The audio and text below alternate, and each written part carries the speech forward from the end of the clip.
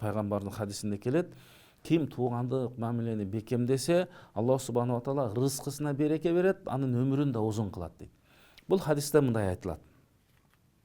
Ман сарраху, пайғамбарымыз айтады да, ман сарраху ан ямудда лаху фи умрихи ва ювасси алаху фи ризқихи ва ядфау анху майтата су дейді.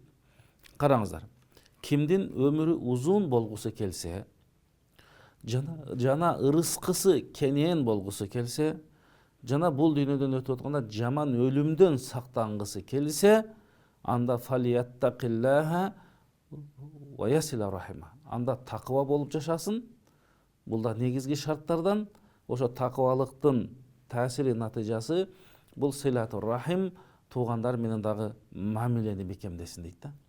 Ушундай жашаган болсо, рызкыбызга дагы Алла Таала береке берет экен. Демек бұл рызқы. Алла Таала өмірімізге дағы береке береді екен.